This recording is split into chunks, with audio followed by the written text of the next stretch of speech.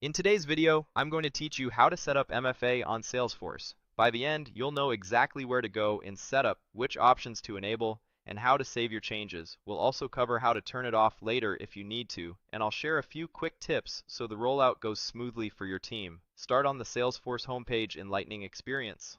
Look to the upper right corner for the gear icon, which is your quick settings menu.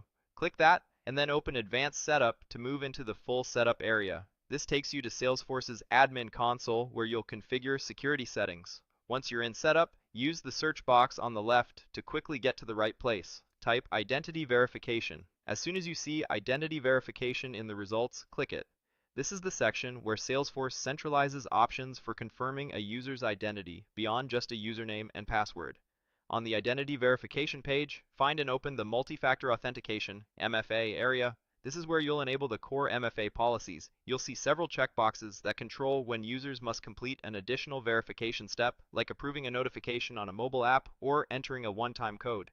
Turn on the appropriate policies by checking the boxes. If your goal is to enable MFA, check the options that enforce MFA at login. You may see separate checkboxes that cover different login scenarios or user experiences. Go ahead and check the boxes to toggle those settings on. If you ever need to adjust or temporarily relax enforcement, these same boxes can be unchecked to turn the requirement off, but for now, we're focusing on enabling MFA.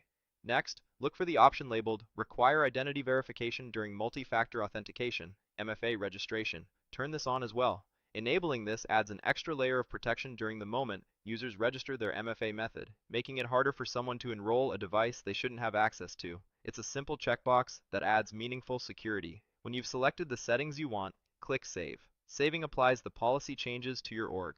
From this point forward, users affected by these policies will be prompted to verify with an approved second factor the next time they sign in.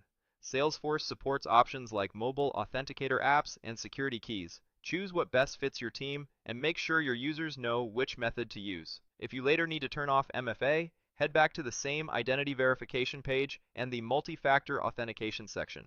Uncheck the boxes you previously enabled to remove the requirement. This immediately relaxes enforcement, but remember that reducing MFA should be done carefully and, ideally, only for troubleshooting or planned exceptions. As you review the options, take advantage of the small info icons next to each setting. Click the info icon to see short explanations that clarify what the checkbox controls. If you're comparing two similar-looking options, click the other info icon as well.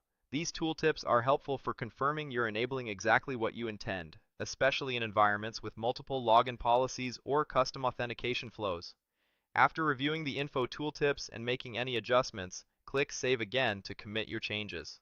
That's it. You've navigated from Home into Setup, located Identity Verification, opened Multi-Factor Authentication, enabled the necessary checkboxes, including the Registration Verification option, and saved your configuration. You also know where to return if you need to uncheck those boxes and how to use the info icons to understand each setting. A quick tip before we wrap up. Communicate the change to your users so they're ready to register their MFA method the next time they log in. Let them know which authenticator options are supported and where to go if they need help. Clear communication can turn an abrupt surprise at login into a smooth, secure upgrade for everyone.